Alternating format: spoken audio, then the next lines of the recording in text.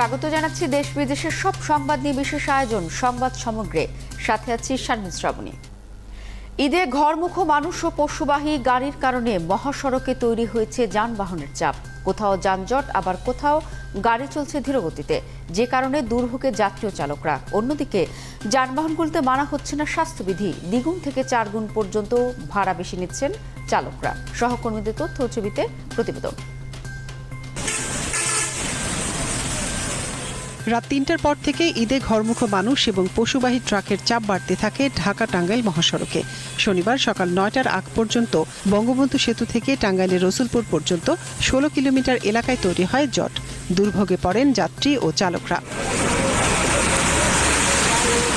যানবাহনের চাপ সামাল দিতে না পারা আর উত্তরবঙ্গের দিকে গাড়ি যেতে না পারায় রাতে দফায় দফায় টোল আদায় বন্ধ রাখে সেতু কর্তৃপক্ষ, যে কারণে যানজটের সৃষ্টি হয় বলে জানিয়েছে হাইওয়ে পুলিশ। বঙ্গবন্ধু সেতু এটির কার্যক্রম বন্ধ ছিল, যার ফলে প্রচুর গাড়ি, ট্রাক, বাস এগুলো রাস্তায় জমাট বেঁধে গিয়েছিল। তো আমরা খুব ভোর রাত্রের থেকেই আমরা কাজ শুরু করেছি। গণপরিবহনের চাপ বেড়েছে সিরাজগঞ্জ মহাসড়কেও। সকাল থেকে বঙ্গবন্ধু সেতু পশ্চিম থেকে হাটিকুমরুল গোলচত্বর এলাকার 22 কিলোমিটার সড়কের প্রায় 14 কিলোমিটারই যানজট থাকছে। অন্যদিকে ঢাকা বগুড়া মহাসড়কের চান্দাইকোনা এলাকাতেও প্রায় 6 কিলোমিটার এলাকায় যানবাহন চলছে ধীর গতিতে। একটা গাড়ি উল্টা পুল্টা ঢোকায়, এই কারণে জাম হয়। আমি ঘুরিয়ে আসলাম হলো দিয়ে আপনার ময়মনসিংহ দিয়ে, এদিকে রাস্তা জ্যামের কারণেই আসলাম ঘুরিয়ে। যে রওনা যে সময় দিয়েছি, আমরা এতক্ষণ ঢাকা থেকে ফিরতাম। বাচ্চা কাচ্চা নিয়ে অনেক খুব কষ্ট। কালকে আমরা 10টা আসছি, এই পর্যন্ত আমরা দিনের মধ্যে গাড়ি জ্যামের মধ্যে পড়ে গেছি। যানবাহনের চাপ বেড়ে যাওয়া, ভাঙাচোরা সড়ক আর বিআরটি নির্মাণ প্রকল্পের কারণে গাজীপুরের বিভিন্ন এলাকায় যানবাহন চলছে থেমে থেমে। তার উপর বিধিনিষেধ না মেনেই অতিরিক্ত যাত্রী তোলা হচ্ছে এসব যানবাহনে। মানুষ গেজাগেজি করে পড়তেছে, একজনের সাথে আরেকজনে লাগিয়ে করতেছে, তারপর অনেকের মাস্ক নাই। স্বাস্থ্যবিধি মেনে চলার কথা আসলে সেভাবে মানা হচ্ছে না। আর এক একটা গাড়িতে কিন্তু দেখা যাচ্ছে যে লোকজন দাঁড়ায় যাচ্ছে। এদিকে সাভারের আমিনবাজার থেকে নবীনগর বাইপাল পর্যন্ত প্রায় 9 কিলোমিটার সড়কে থেমে থেমে চলছে গাড়ি। আর এসব গাড়িতে স্বাস্থ্যবিধি তো মানা হচ্ছেই না, উল্টো যাত্রীদের গুনতে হচ্ছে 4 গুণ ভাড়া। মনিরা কাজুরি, ৭১। দর্শক, যেমনটা শুনলেন যে প্রত্যেকটি মহাসড়কে তীব্র যানজট। মহাসড়কের খবর জানাতে টাঙ্গাইল থেকে আমাদের সাথে যুক্ত হচ্ছে নেমে রাজ্জাক। তার সাথে যুক্ত হয়ে জানতে চাই তিনি যেখানে আছেন সেখানকার কি অবস্থা। রাজ্জাক, প্রথমে আপনার কাছে জানতে চাই এই মুহূর্তে আপনি কোথায় আছেন, এবং আপনি তো সারাদিন মহাসড়কের যানজটের খবর রাখছিলেন। এখন কি অবস্থা, যানজট কমলো কিনা, এই মুহূর্তে কত কিলোমিটার পর্যন্ত যানবাহনের চাপ রয়েছে?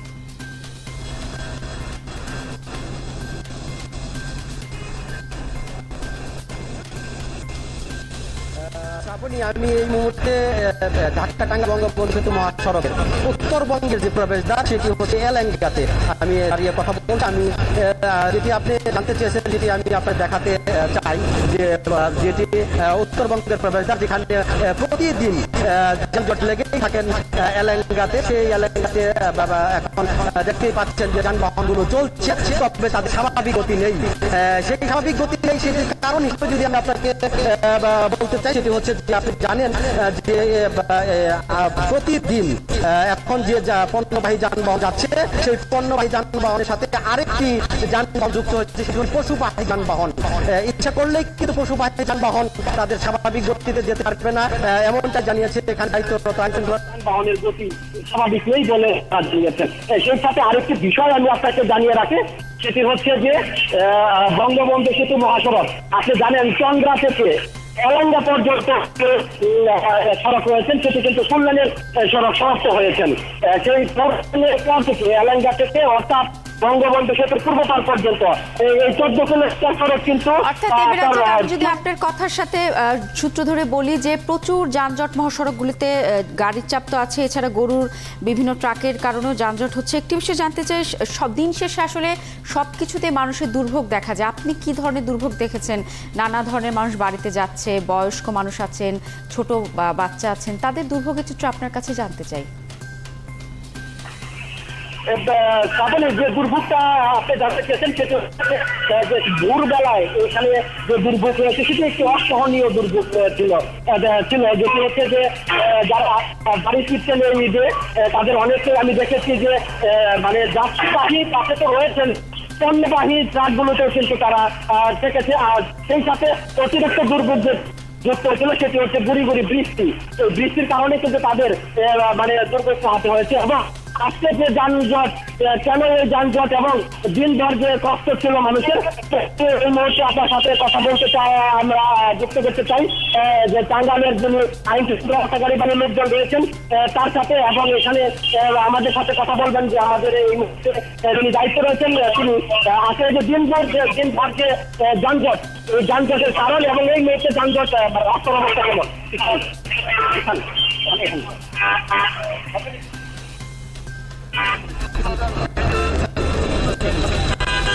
সকালে একটু পেশা ছিল যেহেতু রাজ্জাক, আমরা আপনার কাছ থেকে শুনছিলাম এবং দায়িত্বরত একজন পুলিশ কর্মকর্তাকেও দেখছিলাম, বলছিলেন যে তীব্র যানজট এবং গুড়ি গুড়ি বৃষ্টি এবং গত দুদিন প্রচণ্ড রকম গরম ছিল, সব মিলে আসলে অসহনীয় একটি দুর্ভোগে পড়েছেন যাত্রীরা। চলে যেতে চাই ঘাট পরিস্থিতির খবরে। মুন্সিগঞ্জের শিমুলিয়া বাংলাবাজার ঘাটে ঘরমুখো মানুষের ঢল নেমেছে। একই চিত্র মানিকগঞ্জের পাটুরিয়া দৌলদিয়া নৌপথে। ফেরি ও লঞ্চে পদ্মা পাড়ি দিচ্ছেন মানুষ। শিমুলিয়া ঘাটে ভোর থেকে অতিরিক্ত চাপ তৈরি হয়। এখনও পারাপারের অপেক্ষায় আছে 5 শতাধিক যানবাহন। ছোট বড় মিলিয়ে 13টি ফেরি দিয়ে পারাপার চলছে। তবে তারপরও যানবাহন ও যাত্রীদের অতিরিক্ত চাপ সামলাতে অসুবিধায় পড়তে হচ্ছে। এছাড়া বাংলাবাজার ঘাটে পাচ্ছে ঢাকামুখী পশুবাহী যানবাহনের ভিড়। এদিকে পশুবাহী ট্রাক ও যাত্রীবাহী বাসের চাপে রাজবাড়ীর দৌলদিয়া ঘাট এলাকায় যানবাহনের লম্বা সারি তৈরি হয়েছে। বাড়তি চাপ মোকাবেলায় পাটুরিয়া দৌলদিয়া নৌ রুটে 16টি ফেরি ও আরিচা কাজিরহাট নৌ রুটে 3টি ফেরি চলাচল করছে। আর পাটুরিয়া ঘাটে এখনও 5 শতাধিক মালবাহী ট্রাক পারাপারের অপেক্ষায় আছে।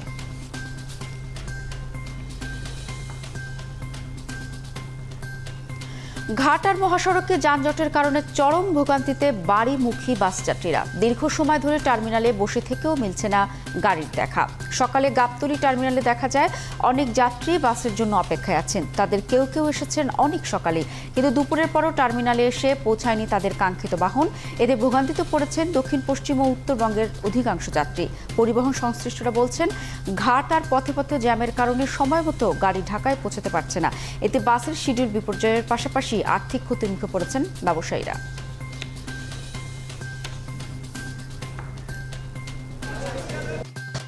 যার জন্য গাড়ি এতক্ষণ আমার 4-5টা গাড়ি যাওয়ার কথা, কিন্তু 2টা ছাড়ছে, 2টা আসতে পারছে, 2টা ছেড়ে দিচ্ছে। আমাদের গাড়ি যে টাইমে এই টাইমে ভিতরে 3 গাড়ি চলে যাওয়ার কথা, কিন্তু আমাদের গাড়ি যানজটের জন্য ঘাটে আটকাই আছে। করোনার জন্য যাত্রী নাই। আগে আমরা 57 সিটের যাত্রী পাঠাইতাম, এখন স্বাস্থ্যবিধি মাইনাও 26 সিটের যাত্রী আমরা এখন পাই না। যে গাড়ি রাত্র 1টা থেকে 1:30টার মধ্যে আসে এখনো সে গাড়ি ফেরি পার হয় না। অর্থাৎ ঘাটের জন্য চরম শিডিউল বিপর্যয়, প্লাস যাত্রীও হয়রান। জানাবো করোনা পরিস্থিতির খবর। ফরিদপুর শেখ মুজিব মেডিকেল কলেজ হাসপাতালের করোনা ইউনিটে গত 24 ঘন্টায় 21 জনের মৃত্যু হয়েছে। ফরিদপুর জেলা সিভিল সার্জন জানান, হাসপাতালের করোনা ইউনিটে সাসপেক্টেড ইউনিট ও আইসিইউ ইউনিটে মোট 21 জনের মৃত্যু হয়, যাদের মধ্যে 16 জনের করোনা পজিটিভ ও 5 জন করোনা উপসর্গ নিয়ে মারা গেছেন। এদিকে গত 24 ঘন্টায় জেলায় 960 জনের নমুনা পরীক্ষা করে 305 জনের করোনা ভাইরাস শনাক্ত হয়েছে। পরীক্ষা বিবেচনায় শনাক্তের হার 31.73%। ময়মনসিংহ মেডিকেল কলেজ হাসপাতালে আরও 17 জনের মৃত্যু হয়েছে। এদের মধ্যে করোনা আক্রান্ত হয়ে 8 জন এবং উপসর্গ নিয়ে মারা গেছেন 9 জন। মৃতদের মধ্যে 5 জন ময়মনসিংহের এবং নেত্রকোনা, শেরপুর ও কিশোরগঞ্জের 1 জন করে রয়েছেন। এদের মধ্যে 6 জন নারী ও 2 জন পুরুষ, আর বয়স 35 থেকে 80 বছর। এছাড়া উপসর্গ নিয়ে মৃতদের মধ্যে 7 জন ময়মনসিংহের এবং সুনামগঞ্জ ও গাজীপুরের 1 জন করে হয়েছে। জেলায় নতুন করোনা শনাক্ত হয়েছে 108 জনের। এদিকে গত 24 ঘন্টায় মেডিকেলে নতুন করে 78 জন ভর্তি সহ চিকিৎসা নিচ্ছেন 439 জন।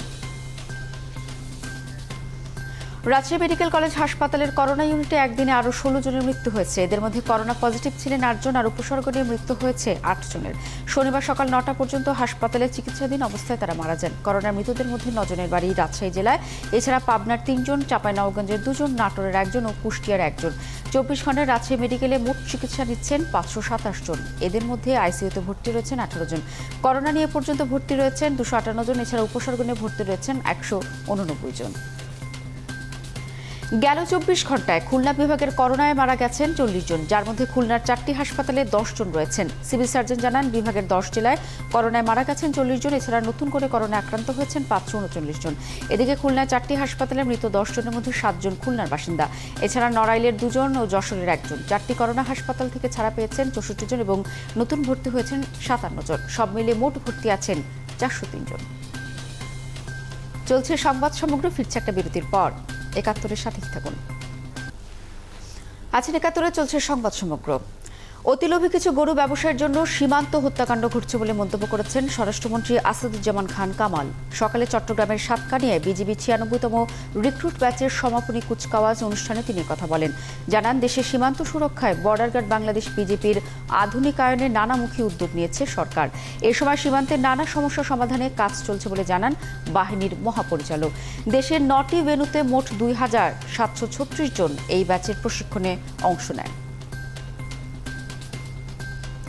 করোনা সংক্রমণের উচ্চ ঝুঁকি নিয়ে রাজধানীর বিপণী বিতানগুলোতে চলছে ঈদের বেচাকেনা। গত দিনের তুলনায় বেড়েছে ক্রেতার ভিড়ও, তবে বিক্রিতে সন্তুষ্ট নন ব্যবসায়ীরা। তারা বলছে, ক্রেতার ভিড় বেশি হলে এখনও তেমন বিক্রি শুরু হয়নি, তবে আগামী 2 থেকে 3 দিন বিক্রি অনেকটা বাড়বে বলেও আশাবাদী তারা। এদিকে স্বাস্থ্যবিধি নিয়ে উদাসীন ক্রেতা বিক্রেতা উভয়ই। সামাজিক দূরত্ব তো দূরেই কথা, মাস্কে পড়ছেন না অনেকে। বেশিরভাগ ক্রেতা বিক্রেতার মুখেই মাস্ক নেই, থাকলেও মুখে নয়, মাস্ক আছে থুতনিতে। এদিকে মার্কেটের প্রবেশ পথে নেই জীবাণুনাশক ট্যানেল। মাস্ক লাগায় কি হবে? মাস্ক লাগায় লাভ নেই, যে মরবে এমনি মরবো। খিদাইতে মরতে আছে এখন তো খিদে না খাইয়ে মরতেছি, সেটা কেউ দেখে? সেটা কেউ দেখে না। মাস্ক পরলে আমি মরণ থেকে বেঁচে যাবো, হাত মতো আল্লাহর হাতে।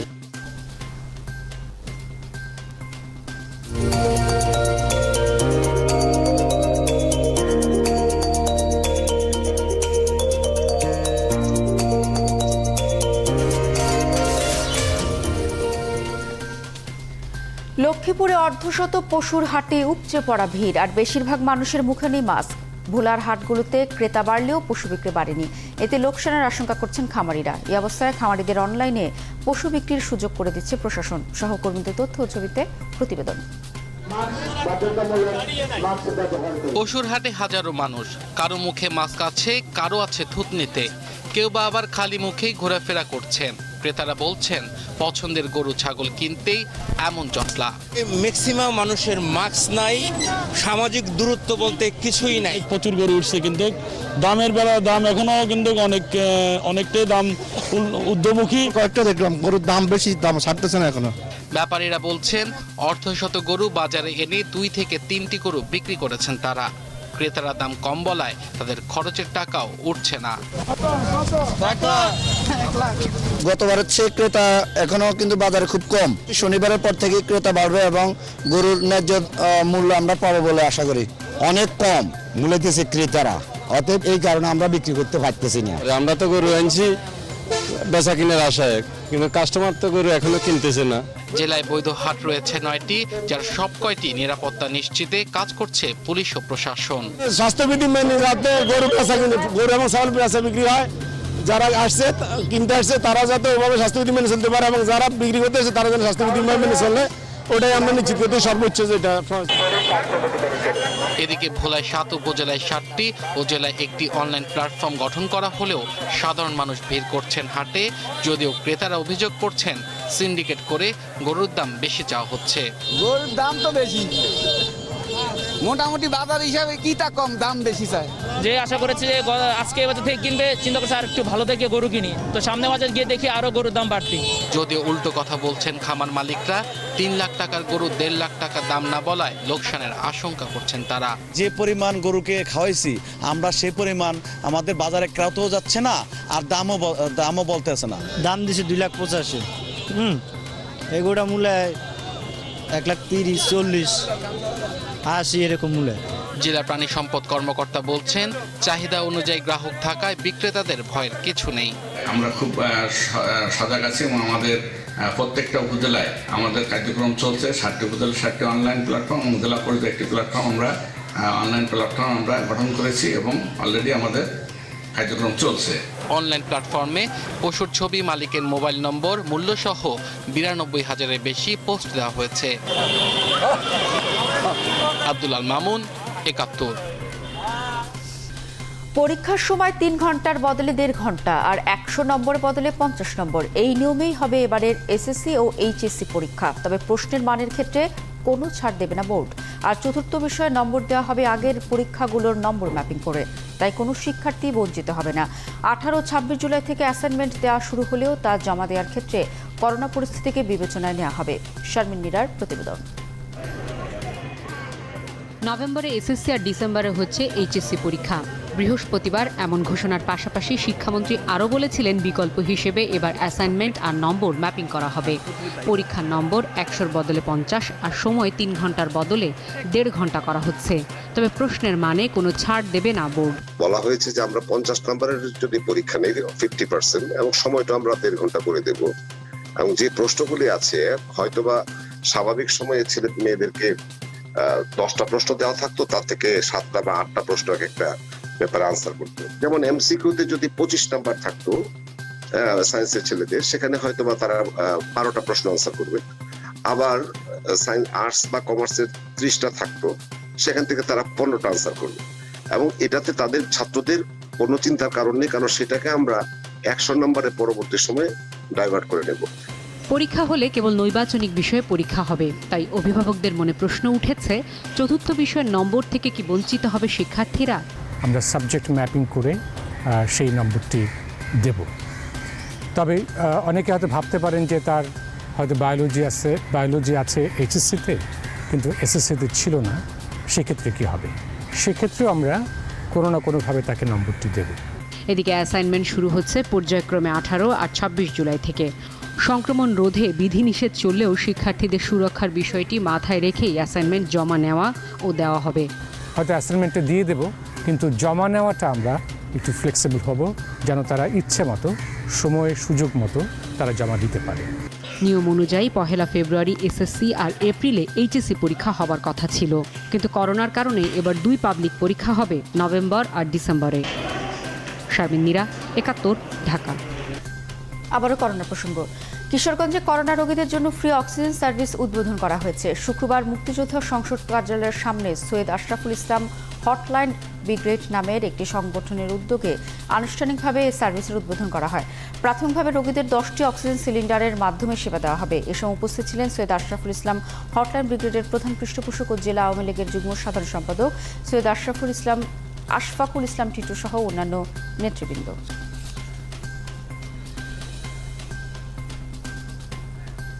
চলছে সংবাদ সমগ্র, ফিরছে একটা বিরতির পর। 71-এর সাথেই থাকুন। আছেন 71-এ চলছে সংবাদ সমগ্র, দেশের বাইরের খবর। আজ থেকে শুরু হচ্ছে পবিত্র হজ। সৌদি আরবের স্থানীয় সময় সন্ধ্যা থেকে মক্কায় পৌঁছবেন হজ পালনের অনুমতি পাওয়া মুসল্লিরা। তাদের সার্বিক নিরাপত্তার পাশাপাশি স্বাস্থ্যগত দিক গুরুত্ব দিচ্ছে প্রশাসন। গেলবারের মতো এবছরেও বহির্বিশ্বের কেউ পবিত্র হজে যোগদানের অনুমতি পাননি। যাত্রাপথে মুসল্লিদের নিরাপত্তা এবং স্বাস্থ্যগত দিক বিশেষ বিবেচনায় রাখছে কর্তৃপক্ষ। সৌদিতে অবস্থানরত যারা হজের সুযোগ পাচ্ছেন তাদের জন্য নেওয়া হয়েছে কঠোর নিয়মকানুন। নীতিমালায় সংযুক্ত করা হয়েছে নতুন প্রযুক্তি। হজের আগে নিতে হবে করোনার 2 ডোজ টিকা। নির্ধারিত 4টি অভ্যর্থনা সেন্টারের মাধ্যমে কাবা শরীফে প্রবেশ করতে হবে মুসল্লিদের। অত্যাধুনিক গেট দিয়ে ঢোকার জন্য থাকবে মন্ত্রণালয়ের ইস্যুকৃত স্মার্ট কার্ড। বাঙালি জাতির অবিসংবাদিত নেতা বঙ্গবন্ধু শেখ মুজিবুর রহমানের জীবন ও কর্ম দেখা যাবে যুক্তরাষ্ট্রের নিউ ইয়র্কের আইকনিক বিলবোর্ডটিতে। 15 আগস্ট জাতীয় শোক দিবসে এই উদ্যোগ নিয়েছে নিউ ইয়র্ক ভিত্তিক বিজ্ঞাপনী সংস্থা NY ড্রিমস প্রোডাকশন। উদ্যোক্তারা জানিয়েছেন এদিন 24 ঘন্টার মধ্যে বিরতি দিয়ে 3 ঘন্টা দেখানো হবে জাতির পিতার আন্দোলন সংগ্রামের নানা দিক। নিউ ইয়র্ক থেকে আরও জানাচ্ছেন শামীম আলামিন। যুক্তরাষ্ট্রের নিউ ইয়র্কের এই ভবনটির ঠিকানা 1 টাইমস স্কয়ার। গোটা দুনিয়ার মানুষের কাছে পরিচিত এই ভবনের বিলবোর্ডটির উপর থেকেই ইংরেজি বর্ষবরণের বল ড্রপ অনুষ্ঠিত হয়। এবার আইকনিক এই বিলবোর্ডটিতেই দেখা যাবে জাতির পিতা বঙ্গবন্ধু শেখ মুজিবুর রহমানের কর্মময় জীবন, আন্দোলন, সংগ্রামের নানা দিক। আর পৃথিবীর মানুষের কাছে বঙ্গবন্ধুকে ভিন্নভাবে তুলে ধরার এই উদ্যোগ নিয়েছে নিউ ইয়র্ক ভিত্তিক বিজ্ঞাপনী সংস্থা NY ড্রিমস প্রোডাকশন। বঙ্গবন্ধুকে প্রায় লাখ লাখ মানুষের কাছে, বিভিন্ন দেশ, বিভিন্ন জাতির মানুষের কাছে পৌঁছানো যাবে। মানুষ ওনার সম্বন্ধে জানতে যাবে, আমরা ওনার সম্বন্ধে মানুষকে আমরা ব্রিফ করব। তো এইটা আমার মনে হয় অনেক বড় একটা অনুষ্ঠান হবে। উদ্যোক্তারা জানিয়েছেন 15ই আগস্ট রাত 12টা 1 মিনিট থেকে শুরু করে পরের দিন রাত 11টা 59 মিনিট পর্যন্ত 24 ঘন্টায় প্রতি 2 মিনিটে 15 সেকেন্ড করে পুরো বিলবোর্ড জুড়ে এই প্রদর্শনী চলবে, যার দৈর্ঘ্য হবে 720 বারে মোট 3 ঘন্টা। এটা অনেক ব্যয়বহুল একটা প্রজেক্ট, আর আমি আমার কোম্পানির পক্ষ থেকে এটা আমরা আয়োজন করছি। আর যদি দেশ বিদেশে থেকে কেউ যদি সাহায্য সহযোগিতা করে তাহলে অবশ্যই অনুষ্ঠানটা আমরা আরও বিস্তৃতভাবে, আরও ব্যাপকভাবে, আরও সুন্দরভাবে করতে পারবো। 15ই আগস্ট জাতির পিতার শাহাদাত বার্ষিকীর দিনটিতে বিশ্ববাসীর সামনে তার আত্মত্যাগ, বীরত্ব গাথা তুলে ধরা হবে। এই উদ্যোগের প্রশংসা করেছেন পররাষ্ট্রমন্ত্রী ডক্টর AK আব্দুল মোমেন। আপনারা অসাধ্য সাধন করেছেন, সেই জন্য আমি বাংলাদেশ সরকারের পক্ষ থেকে এবং আমার পক্ষ থেকে আপনাদের অসংখ্য ধন্যবাদ জানাই। আর এই ব্যাপারে কোনো ধরনের সাহায্য সহযোগিতা অবশ্যই আমরা আপনাদের করব। 15ই আগস্ট ওয়ান টাইমস স্কোয়ারের চত্বর জুড়েও ভাবগম্ভীর পরিবেশে থাকবে নানা আয়োজন। প্রবাসী বাংলাদেশিদেরকে সপরিবারে সেখানে গিয়ে জাতির পিতার প্রতি শ্রদ্ধা জানাতে অনুরোধ করেছেন উদ্যোক্তারা। শামীম আল আমিন, 71, নিউ ইয়র্ক, যুক্তরাষ্ট্র। কোন ছবি জিততে চলেছে এবারে কান উৎসবের পাম দিওর? জোর আলোচনায় আছে এশিয়া। ইরানি নির্মাতা আসগর ফারহাদের হিরোর, আর সেই খবর তো জানাবোই, কিন্তু আমাদের টপ মডেল হয়ে যে ইন্টিগ্রিটি অ্যাওয়ার্ড জিতেছেন আমাদের দেশের একটা মেয়ে, সেই খবর জানাবো। কান চলচ্চিত্র উৎসবের টপ মডেল হয়ে ইন্টিগ্রিটি অ্যাওয়ার্ড জিতলেন বাংলাদেশের মেয়ে মিস আয়ারল্যান্ড মাকসুদা আক্তার প্রিয়তি। চলচ্চিত্র উৎসবকে ঘিরে নানা ফটোশ্যুট আর ফ্যাশন শোতে দারুণ সময় কাটালেন আয়ারল্যান্ডের বসবাস করা এই বাংলাদেশি বৈমানিক ও মডেল। সেই সাথে 71কে জানালেন তার আগামী ছবি মাসুদ রানার নানা কথা। ইন্টিগ্রিটি ম্যাগাজিন এই পুরো কান ফেস্টিভ্যাল জুড়ে ফ্যাশন শোজ আয়োজন করেছিল পৃথিবীর বিভিন্ন দেশে মডেলদের সহ। ওনারা টপ মডেলের অ্যাওয়ার্ড দিয়েছেন আর কি আমাকে। কান ফিল্ম ফেস্টিভ্যালের আয়োজন থেকে টপ মডেলের অ্যাওয়ার্ড হাতে নিয়ে বাড়িতে ফেরা, সেটা সৌভাগ্যের ব্যাপার। আমি এখানে এসেছি আইরিশ ফিল্ম ইন্ডাস্ট্রিকে রিপ্রেজেন্ট করার জন্য, এবং আমি তাদের হয়ে আসা। ফিল্ম ফেস্টিভ্যালকে ঘিরে অনেক ইভেন্টস হয় এখানে, এটা প্রতি বছরই হয়। সো আমার প্রতি বছরই আসা হয় এখানে এই ইভেন্টসগুলোতে। সো আমি কয়েকটা ফ্যাশন শোতে পার্টিসিপেট করেছি, ফটোশ্যুটে পার্টিসিপেট করেছি। অ্যামেজিং, তো এটা আমি যে কান দেখে এসেছি তার সাথে এটা কোনো মিল নেই, কারণ অনেক হোয়াইট, অনেক মানে ঝাঁকঝমকটা একটু কম, প্রতিটা মুভমেন্ট ম্যাজিক্যাল। যে মুভমেন্টগুলো আসলে ধরে রাখতে ইচ্ছে করে কিন্তু ধরে রাখা যায় না। মাসুদ রানার ছবির জন্য আপনাকে একটা সম্ভাবনা আছে আপনার সেই ছবি অভিনয়, সেটির কি অবস্থা? রূপার চরিত্রে আমাকে সাইন করা হয়েছে। সো কন্ট্যাক্ট পেপার তো আমার কাছে আছেই। এই জন্য এখন ওনাদের ফিল্মিংয়ে কী অবস্থা, আমাদের সাথে এখনও যে প্রডিউসার, জাজমেন্টের প্রডিউসার, উনি এখনও আমাকে জানায়নি কবে ফিল্মিং হবে বা কি। আমাকে শুধু এতটুকু জানিয়েছিল যে কোভিডের কারণে ফিল্মিংটা হচ্ছে না অ্যাট দ্য মোমেন্ট। যখন কোভিড একটু শিথিল হবে বা পরিস্থিতি ভালো হবে তখন আমাকে জানানো হবে।